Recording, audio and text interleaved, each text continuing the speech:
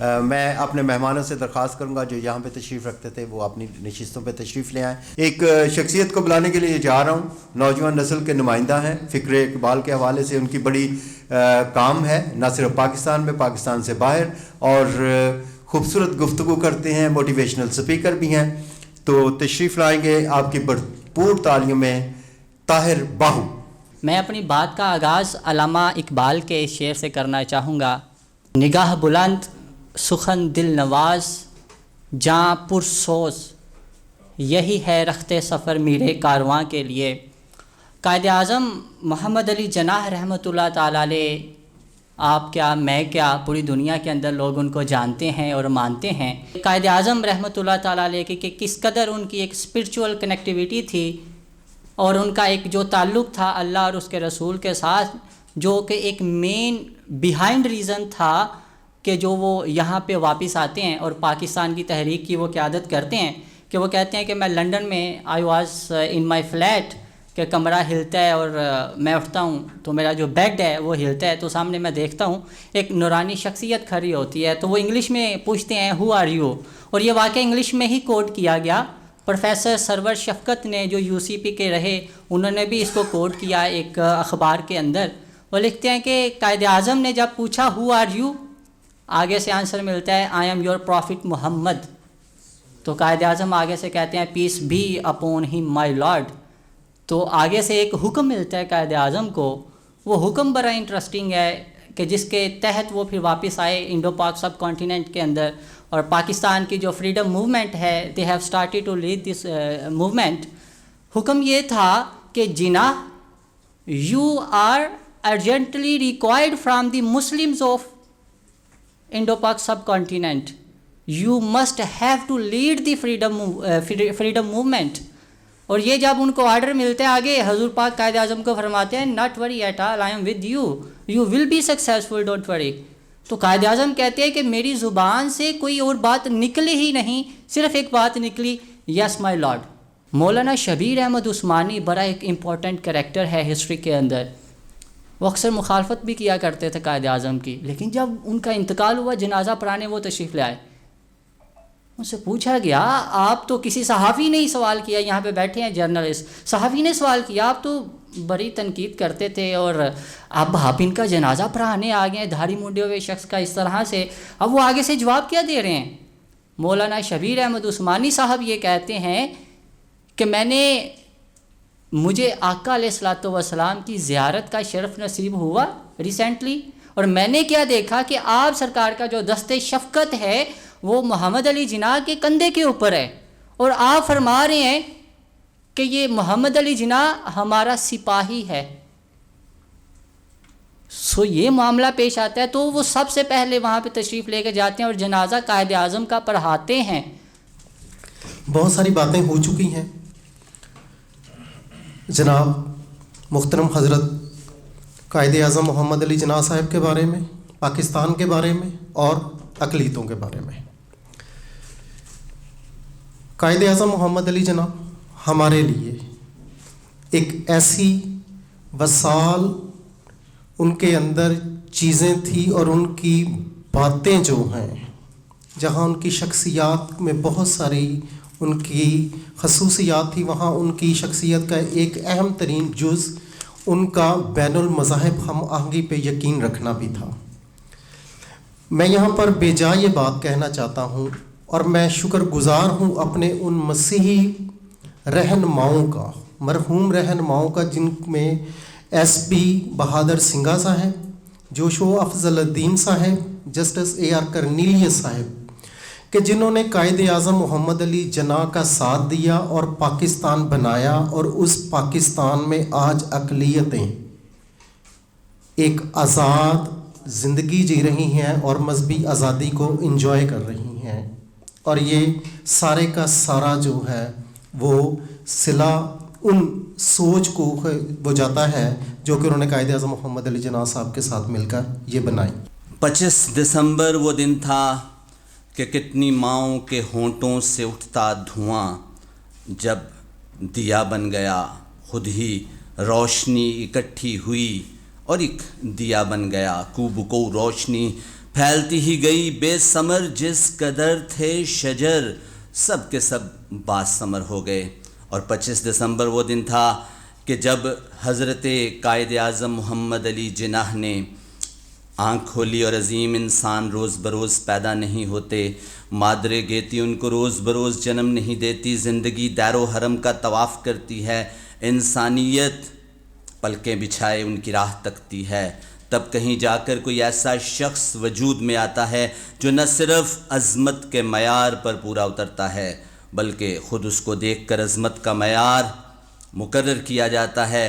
اور انہی کے بارے میں حضرت اقبال نے کہا تھا کہ ہزاروں سال نرگس اپنی بے نوری پہ روتی ہے، اور بڑی مشکل سے ہوتا ہے چمن میں دیداور پیدا، اور کہتا ہے زمانے سے یہ درویش جواں مرد، جاتا ہے بندہ حق جدھر تو بھی ادھر جا، ہنگامے ہیں میرے تیری طاقت سے زیادہ، بچتا ہوا بنگاہ قلندر سے گزر جا، میں کشتی و ملاح کا محتاج نہ ہوں گا، چڑھتا ہوا دریا ہے گر تو اتر جا، توڑا نہیں جادو میری تکبیر نے تیرا، ہے تجھ میں مکر جانے کی ہمت گر تو مکر جا، مہرو مہو انجم کا محاسب ہے قلندر، ایام کا مرکب نہیں راکب ہے قلندر۔ اور وہی قلندر جو کبھی حضرت اقبال نے قلندر کی پہچان کرواتے ہوئے بتایا، اور کبھی مرد مومن کا نام لے کر آپ کے سامنے آشکار کیا، اور پھر قائد اعظم کے روپ میں وہ مرد قلندر 1934 میں جب پاکستان پہنچتا ہے، اور پاکستان میں مولانا شبلی نعمانی رحمۃ اللہ علیہ سے ملاقات ہوتی ہے، تو مولانا پوچھتے ہیں آپ کو اقبال نے بلایا ہے، آپ کو لیاقت علی خان نے بلایا ہے، یا آپ کس مقصد کے لیے یہاں آئے ہیں؟ انہوں نے کہا کہ ایک راز ہے، اگر تم راز رکھو تو، اور جب میں دنیا سے رخصت ہو جاؤں تو اس راز کو بے شک آشکار کر دینا۔ اور وہ راز یہ تھا کہ رات کا سناٹا تھا، تاریکی تھی، زلزلے کی گڑگڑاہٹ آئی، حضرت قائد اعظم محمد علی جناح انگلستان میں اپنے کمرے میں اٹھ بیٹھے، آپ نے باہر دیکھا کوئی نہیں تھا، پھر آ کر لیٹ گئے، اور پھر حضرت قائد اعظم محمد علی جناح جو اس وقت تک صرف محمد علی جناح تھے، ان کو ایک شخصیت نظر آتی ہے، اور وہ شخصیت ان سے مخاطب ہوتی ہے۔ حضرت قائد اعظم پوچھتے ہیں کہ آپ کون ہیں؟ اور وہ شخصیت جواب دیتی ہے میں تمہارا رسول محمد صلی اللہ علیہ وآلہ وسلم ہوں، اور پھر آرڈر کرتے ہیں کہ ہندوستان کے مسلمانوں کی تقدیر بدلنے کے لیے واپس جاؤ اور ان کی تقدیر بدل ڈالو۔ یہ قائد اعظم تھے، اور آج کے قائد اعظم سے میں آپ کی ملاقات کروا دیتا ہوں کہ گولی چلی تھی، بڑے زور کا دھماکہ ہوا تھا، کان پڑی آواز سنائی نہیں دیتی تھی، چیخو پکار تھی، آہو بکا تھی، لوگ مر رہے تھے، موت کا ناچ جاری تھا، وہیں ایک دبلا پتلا شخص جس نے جناح کیپ پہن رکھی تھی، جس کی عمر 70 سال تھی، وہ بڑے غور سے لوگوں کو دیکھ رہا تھا، وہ پہچان رہا تھا گولیاں چلانے والے اور میرے ملک کو تنزلی کی منزلوں تک پہنچانے والے کون ہیں۔ ذرا سا آگے پہنچتے ہیں، حضرت قائد تو ان کی ملاقات استاد سے ہوتی ہے، وہ استاد جس نے قوم کی تربیت کرنی تھی، وہ استاد جس نے قوم کو زمین کی پستیوں سے اٹھا کر آسمان کی بلندیوں تک لے جانا تھا، وہ استاد، اس نے قوم کو شاید پتہ نہیں کیوں اس کو تنزلی کی طرف دھکیل دیا۔ تھوڑا آگے چلتے ہیں، اقبال کی قائد کی ملاقات جرنیل سے ہوتی ہے، جرنل سے ہوتی ہے، اقبال کی ملاقات پولیس مین سے ہوتی ہے، اقبال کی ملاقات بزنس مین سے ہوتی ہے، اور وہ تمام لوگ جنہوں نے اپنے اپنے مفادات کے لیے ملک کو لوٹ ڈالا، اور حضرت قائد اعظم محمد علی جناح نوحہ کرتے ہیں، اور پھر خواب دیکھنے والے کو حضرت قائد اعظم نظر آتے ہیں، خواب دیکھنے والا روضہ رسول صلی اللہ علیہ وآلہ وسلم کے سامنے کھڑا ہے، وہ رو کر اپنوں کے لیے دعا کرتا ہے، اپنوں کے لیے دعا کرتا ہے، اولاد کے لیے، خوشحالی کے لیے، ترقی کے لیے۔ ایک بوڑھا ہاتھ جس کے ہاتھوں سے خون رس رہا ہے وہ اس کے سامنے آتا ہے، وہ کہتا ہے بھلے مانے سب کے لیے دعا کرتے ہو، میرے لیے دعا نہیں کرو گے؟ وہ کہتا ہے آپ کون ہیں اور میں آپ کے لیے دعا کیوں کروں؟ وہ کہتے ہیں میں قائد اعظم محمد علی جناح ہوں اور میں تیرا پاکستان ہوں، میرے لیے دعا نہیں کرو گے؟ دوستو، پاکستان آج ہم سے سوال پوچھا جاتا ہے کہ قائد اعظم محمد علی جناح نے پاکستان بنایا کیوں تھا؟ یہ دو قومی نظریہ کیا ہے؟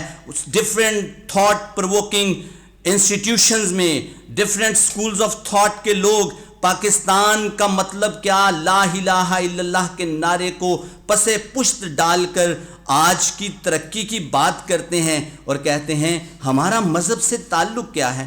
قائد اعظم محمد علی جناح ایک ایسے لیڈر تھے جن کے بارے میں حضرت اقبال نے کہا تھا نگاہ بلند سخن دل نواز جاں پرسوز، یہی ہے رخت سفر میر کارواں کے لیے۔ اور جان سی میکسویل اپنی 5 لیڈرشپ لیول میں یہ بات بتاتے ہیں کہ جو لیڈر ہوتا ہے، جو راہبر ہوتا ہے، جو رہنما ہوتا ہے، اس کی نگاہ بلند ہوتی ہے، وہ چھوٹی چھوٹی منزلوں کی طرف نہیں رہتا۔ آج قائدین کی بہتات ہے لیکن قائد نظر نہیں آتا۔ آج اتنے لیڈر ہیں کہ خدا کی پناہ، لیکن قائد نظر نہیں آتا۔ وہ قائد جس نے پاکستان کی تربیت کی تھی، وہ قائد جس نے 1940 میں 23 مارچ کو تقریر کی انگلش زبان میں، اور وہاں بیٹھے ہوئے ایک ان پڑھ شخص نے دوسرے سے پوچھا تمہیں پتہ چل رہا ہے کہ یہ بابا کیا کہہ رہا ہے؟ اس نے کہا مجھے پتہ نہیں چل رہا، لیکن میں جانتا ہوں یہ جو کہہ رہا ہے وہ سچ کہہ رہا ہے۔ اور پھر دوستو، آپ کو یاد ہوگا کہ 23 مارچ کے بعد 7 سال کے مختصر عرصے میں پاکستان بن گیا اور ہمارے بڑوں نے وہ کام کر دکھایا جس کے متعلق حضرت علامہ محمد اقبال نے شکوہ اور جواب شکوہ کے آخری شعر میں اشارہ کیا تھا کہ محمد سے وفا تو نے تو ہم تیرے ہیں، یہ جہاں چیز ہے کیا لوح و قلم تیرے ہیں۔ اور 23 مارچ کے بعد 7 سال کے مختصر عرصے میں اللہ نے ہم پر یہ انعام کیا، ہم نے وعدہ کیا تھا محمد سے وفا کا، اور اللہ کریم نے لوح آپ کے ہاتھ میں تھما دی، قلم آپ کے ہاتھ میں دے دیا اور کہا جاؤ اس پر اپنی تقدیر خود لکھ لو۔ اور ہمارے بڑوں نے اس تختی پر اس قلم کے ذریعے لفظ پاکستان لکھا تھا۔ پاکستان میرا جنون ہے، میرا خواب ہے، میری حقیقت ہے، اور پاکستان کے استحکام، سلامتی، امن اور خوشحالی کے لیے میں بھی کوشش کرتا ہوں، آپ بھی کوشش کیجئے۔ اور وہ احمد فراز نے کیا خوب کہا تھا، احمد ندیم قاسمی نے، خدا کرے کہ میری عرض پاک پہ اترے، خدا کرے کہ میری عرض پاک پہ اترے وہ فصل گل جسے اندیشہ زوال نہ ہو، یہاں جو پھول کھلے کھلا رہے صدیوں، یہاں خزاں کو بھی گزرنے کی مجال نہ ہو۔ دوستو، میں صرف آج قائد اعظم محمد علی جناح کو خراج تحسین پیش کرنے کے لیے یہ چند ٹوٹے پھوٹے الفاظ آپ کے سامنے پیش کر سکا، کیونکہ بہت کچھ سوچا تھا لیکن یہاں آ کر اتنی بڑی شخصیت کے اوپر بات کرنا مجھ جیسے طفل مکتب کے لیے ممکن نہیں۔ بہت شکریہ جناب پروفیسر عرفان اشرف صاحب، بڑے خوبصورت انداز میں آپ سے مخاطب تھے۔ میں اگلی شخصیت جو یہاں پہ جن کو بلانے کے لیے جا رہا ہوں،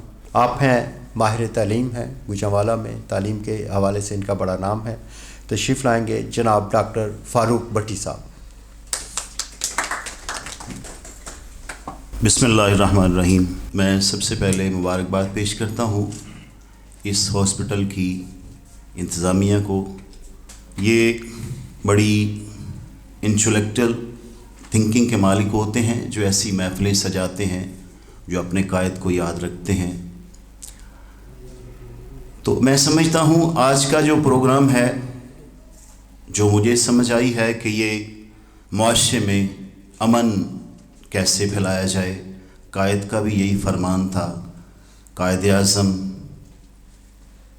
پاکستان اور اقلیتیں، اس میں میسج یہی ہے کہ معاشرے میں رہتے ہوئے ہم نے امن کی فضا کیسے برقرار رکھنی ہے۔ اللہ کریم نے قرآن پاک میں ارشاد فرمایا، اللہ کے جو نیک بندے ہیں وہ زمین پہ نرم چال چلتے ہیں، اگر جاہل ان کے منہ لگے تو ان سے الجھتے نہیں ہیں، بلکہ ان کو سلام کر کے گزر جاتے ہیں۔ بات یہ ہے کہ آج ہم جس پاکستان میں رہتے ہیں، یہاں بے یقینی کی صورتحال ہے، بہت کچھ ہو رہا ہے۔ آیا پاکستان اس لیے بنا تھا؟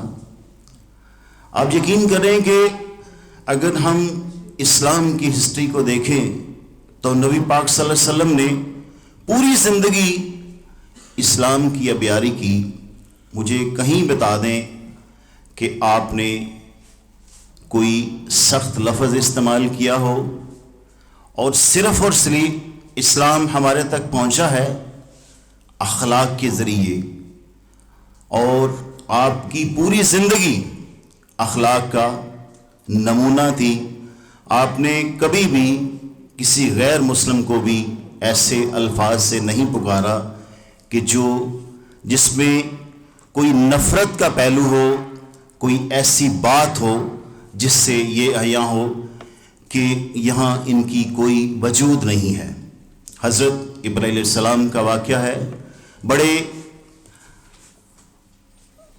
برگزیدہ پیغمبر ہیں، سب اس سے آپ نے سنا ہے کہ آپ اکثر کھانا اکیلے نہیں کھاتے تھے، بلکہ کسی مہمان کا انتظار کرتے، مہمان کو شامل کر کے کھانا کھاتے تھے۔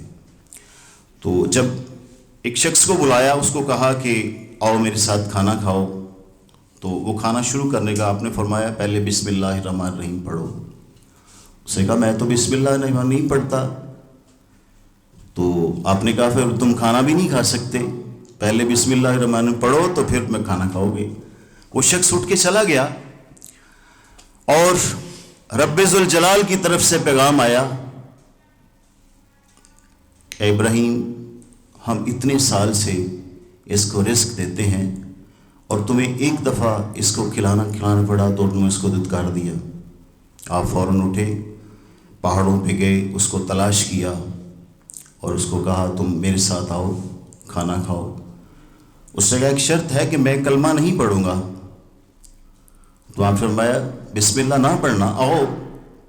جب وہ شخص بیٹھا تو اس نے کہا ایک بات مجھے بتائیں کہ آپ نے پہلے مجھے تو انکار کر دیا تھا کہ تم بسم اللہ پڑھو گے تو پھر کھانا کھاؤ گے۔ تو حضرت ابراہیم علیہ السلام نے فرمایا کہ اللہ کی طرف سے پیغام ہے کہ یہ میرا بندہ ہے، میں اس کو اتنے سالوں سے رزق دیتا ہوں اور آج تم نے اس کو نہ کر دی ہے۔ اس شخص نے کہا کہ تمہارا رب اگر اتنا مہربان ہے، تمہارا رب اتنا غفور الرحیم ہے، تمہارا رب اتنا رحم دل ہے، تو پہلے مجھے اس کا کلمہ پڑھاؤ، میں مسلمان ہوں، پھر تمہارے ساتھ کھانا کھاتا ہوں۔ تو آج اس وطن میں، اس ملک میں، اس معاشرے میں امن کی فضا چاہیے۔ ہمیں اپنے گرد گرد جو ہے وہ دیکھنا ہے۔ ہماری جو اقلیتیں، قائد اعظم نے بڑے خوبصورت الفاظ میں کہا تھا کہ جس ملک میں، جس قوم میں، جس گورنمنٹ میں اقلیتوں کو تحفظ حاصل نہ ہو، وہ گورنمنٹ، وہ حکومت کبھی بھی ترقی نہیں کر سکتی۔ موضوع دیکھ کے کبھی مجھے لگا کہ یہ 3 موضوعات ہیں، پاکستان، قائد اعظم، پاکستان، اقلیتیں۔ پھر مجھے لگا نہیں ایک ہی ہے، قائد اعظم کا پاکستان اور اقلیتیں۔ میں کوشش کروں گا تینوں موضوعات پہ گیون ٹائم میں جلدی اپنی بات کو مکمل کر لوں۔ جب میں پاکستان کو دیکھتا ہوں سوچتا ہوں تو مجھے ہمیشہ صرف ایک ہی کریکٹر یاد آتا ہے. بہت سے کریکٹر ہیں تاریخ کی کتابوں میں جب پڑھے, ایک کریکٹر مجھے کبھی نہیں بھولتا, وہ بابا نورے کا تھا. بابا نورا اس کے خوابوں میں بھی ایک پاکستان تھا.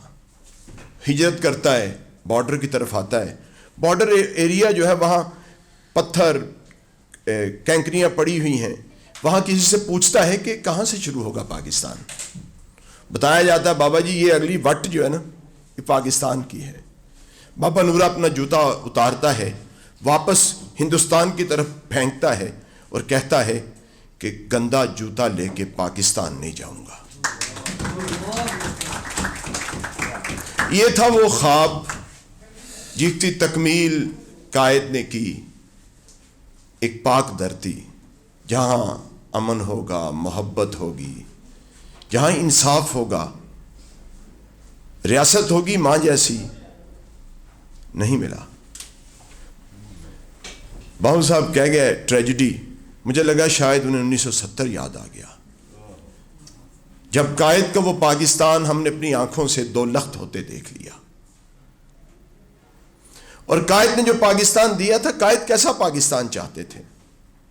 میں مختصراً بڑی کٹنگ کرتے ہوئے 2-3 واقعات آپ کے ساتھ ضرور شیئر کرنا چاہوں گا. جنرل گل حسن قائد اعظم کے ADC تھے. وہ اپنی کتاب میں واقعہ لکھتے ہیں کہ قائد اعظم بیمار تھے, ایئر ایمبولینس یا جہاز کا تو پتہ نہیں سوال تھا کہ نہیں تھا, ایک گاڑی میں ڈال کے, جسے شاید ایمبولینس ہی کہا گیا تھا, قائد اعظم کو روانہ کر دیا گیا زیارت. طبیعت بھی خراب تھی. آگے پھاٹک آ گیا, اس دور کا ریلوے پھاٹک, اور پھاٹک والا اور میسج, اور کب کھلتا کب بند. ہم نے دیکھا ہے آدھا گھنٹہ پھاٹک بند رہتا. تو قائد اعظم کے دور میں تو پتہ نہیں کیا حشر ہوگا اس پھاٹک کا. پھاٹک بند ہو گیا. اس وقت کے کیپٹن گل حسن نیچے اترے, پھاٹک والے کو کہا کہ پتہ ہے گاڑی میں کون ہے. بتایا کہ محمد علی جناح قائد ملت, قائد اعظم. تو وہ کہتا ہے, پھاٹک کھولتا ہے. گل حسن کہتے ہیں میں واپس آتا ہوں قائد کے پاس, گاڑی میں بیٹھتا ہوں, مجھے پوچھتے ہیں کیا کہا ہے. کہتا میں نے انہیں بتایا کہ آپ گاڑی میں ہیں, اس لیے اس نے پھاٹک کھول دیا. قائد اعظم کا چہرہ سرخ ہو گیا اور انہوں نے کہا اس ملک کے اندر کسی کو قانون توڑنے کی اجازت نہیں ہوگی. پہلی بات یہ ہے قائد اعظم. ایک دوسرا واقعہ مختصراً, قائد اعظم بیمار تھے.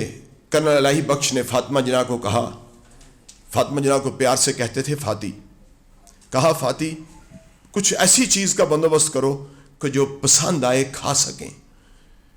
انہوں نے کہا کہ بھائی ایک ہمارے کک ہوا کرتے تھے بشیر, ان کے ہاتھ کا کھانا بڑے شوق سے کھاتے تھے.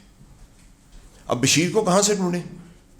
بشیر تو کہیں جا چکا, مائیگریٹ کر کے, ہندوستان کا رہنے والا تھا, مائیگریٹ کی کہیں. فاطمہ جناح نے کہا کہ اس کو ڈھونڈا جائے.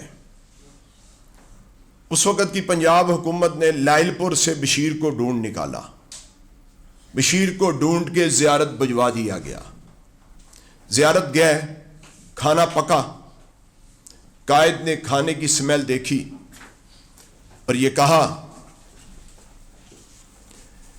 کہ مجھے اس کھانے میں سے مجھے بشیر کے ہاتھوں کی خوشبو آ رہی ہے. فاطمہ جناح نے بتایا کہ بھائی ہم نے بڑی مشکل سے ڈھونڈا ہے اور وہ بشیر کو وہاں سے لایا گیا ہے. اور قائد اعظم نے پوچھا کہ اس کے لانے پہ جو خرچ ہے, انہوں نے کہا وہ تو اسٹیٹ نے کیا ہوگا. قائد اعظم نے کاغذ منگوایا اور حکم نامہ لکھا کہ کسی کے اوپر پاکستان کی ریاست کا کوئی پیسہ خرچ نہیں کیا جائے گا. اس کے ڈھونڈنے کے لیے جتنا پیسہ لگا ہے میرے اکاؤنٹ سے ڈرا کیا جائے. اور میرا خیال ہے ٹائم کم ہے, دل کرتا ہے قائد کی بڑی بڑی باتیں, بڑی یادیں جن کو ہم نے رون دیا اپنی طاقت کے بل بوتے پہ. ہم نے کبھی پھاٹک پہ تو تصور ہی نہیں ہے کسی با اختیار کو رکتے آپ نے کبھی دیکھا؟ پھاٹک توڑ دیے جائیں, ٹرینیں الٹا دی جائیں, بڑا صاحب گزرے گا. یہ میں نے دیکھا ہے.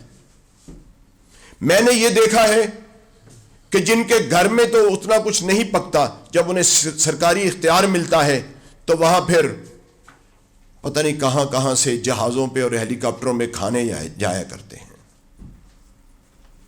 اور بہت سی چیزوں کو چھوڑتے ہوئے میں آخری بات اقلیتوں پہ کرتا ہوں. اچھا, میں ذاتی طور پہ سمجھتا ہوں, آج کل ویسے ہم کمپین پیس پہ کر رہے ہیں, اقلیت نہیں. ابھی قائد اعظم کی بات ہم نے سنی. قائد اعظم نے جو کہا تھا, میرا خیال ہے اس کی روح یہ تھی کہ پاکستانی برادری. ہم یہ سمجھتے ہیں کہ اس اسٹیٹ کے اندر,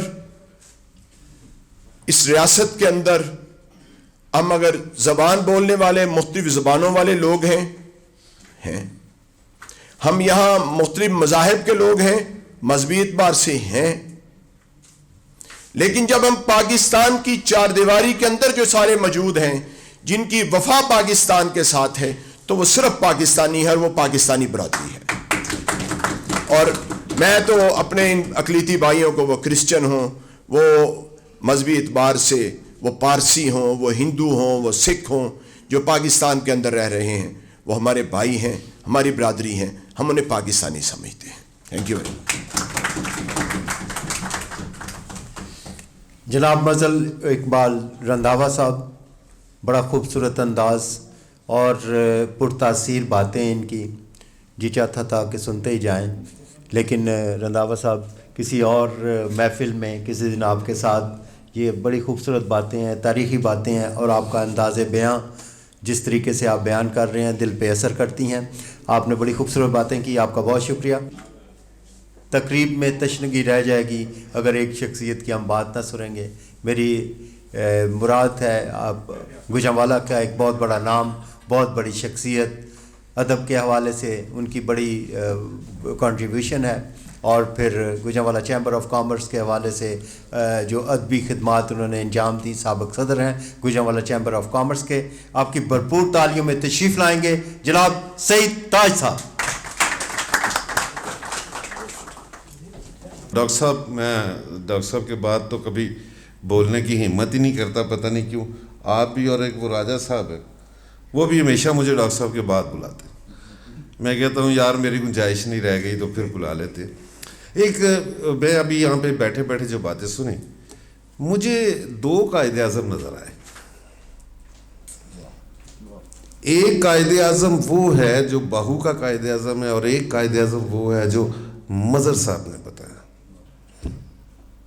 بہو کا قائد اعظم حادثاتی طور پر, معجزاتی طور پر روحانیت کے ساتھ قائد اعظم بنا, اور جو رنداوا صاحب کا قائد اعظم وہ تو اپنے کریکٹر سے قائد اعظم بنتا ہے. ہمیں اب یہ چھوڑ دینا چاہیے. اب روحانیت اترتی نہیں. روحانیت کیوں نہیں اترتی ہے کہ یہ سنن الہی ہے. تم اچھے کام کرو گے تو وہ ساتھ دے گا, نہیں کرو گے تو نہیں دے گا. تمہارا کریکٹر ٹھیک ہوگا تو وہ روحانیت اترے گی, اگر کریکٹر ٹھیک نہیں ہوگا تو نہیں اترے گی. یہ اس کا لا ہے.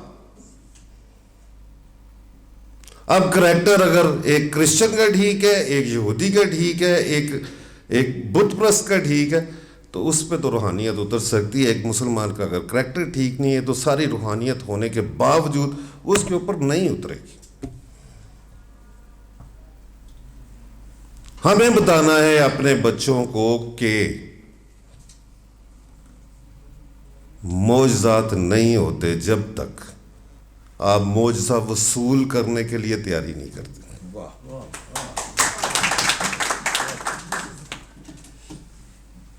اگر آپ خود تیار ہی نہیں ہیں, وہ بڑی خوبصورت بات کہی تھی اس نے, اشفاق صاحب نے کہا نا کہ ان فلیمنگ سے میں نے بات کی. ان فلیمنگ انسانیت کا میں کہتا ہوں کہ موسد, اس سے اس نے پوچھا نا کہ یہ علم کیسے حاصل کرتے. اس نے کہا جی پاؤں میں گھنگریاں ڈال لو, ہاتھ میں کاسا پکڑ لو اور اس سے مانگنا شروع کر دو. اب اس کی نیت, وہ اس کا دل کرے تو چند موتی تمہارے کاسے میں پھینک دے. تو انہوں نے کہا تو کیا اس کا مطلب ہے ہمیں محنت نہیں کرنی چاہیے؟ انہوں نے کہا محنت کرنی پڑے گی، اگر کاسا ہی ہاتھ میں نہیں ہوگا تو موتی کہاں ٹھہریں گے؟ کاسا پکڑنا محنت ہے، ہمیں اس کے لیے کرنا پڑے گا، ہمیں قائد اعظم اور اقبال پیدا کرنے پڑیں گے۔ اچھا یہ بھی بڑی بات ہے ہمارے سارے دوستوں میں، اس میں اگر ہم سیدھے نہ ہوئے تو ہم نہیں بچیں گے، نہ خود کوئی عمل کیا نہ اگلوں کو کچھ بتایا۔ یہ ڈاکٹر صاحب کی بات مجھے بڑی اچھی لگتی ہے ہمیشہ ہی، یہ پرابلم بتاتے ہیں پھر اس کا سلوشن بھی بتاتے ہیں۔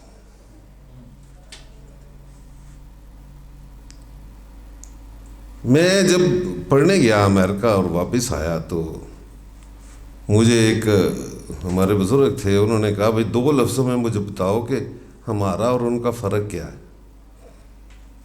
تو میں نے ان سے بڑا سوچ کے میرے ذہن میں خیال ہے، میں نے کہا جی چاچا جی جڑیاں چیزاں انہوں نے 400 سال پہلے بنائی ہیں نا، وہ بھی انہوں نے پلاننگ نہ بنائی ہیں، اسی اج بھی پلاننگ تو بغیر بنانے۔ This is the difference, so we are doing the same till today. آج بھی ہم وہی کر رہے ہیں۔ ہمارا ایجوکیشن سسٹم ان پلانڈ، ہمارا جو دوسرا سب سے بڑا ادارہ ہے جو ہمیں سکھاتا ہے وہ مساجد ہے۔ وہاں دیکھیں کیا کہاں پلاننگ، سیکریٹزم، علیحدگی،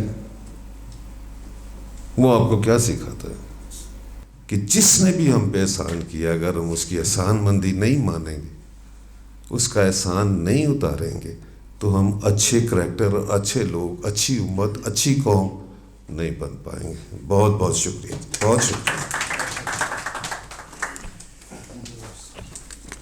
زمانہ بڑے شوق سے سن رہا تھا، ہم ہی کھو گئے داستاں کہتے کہتے۔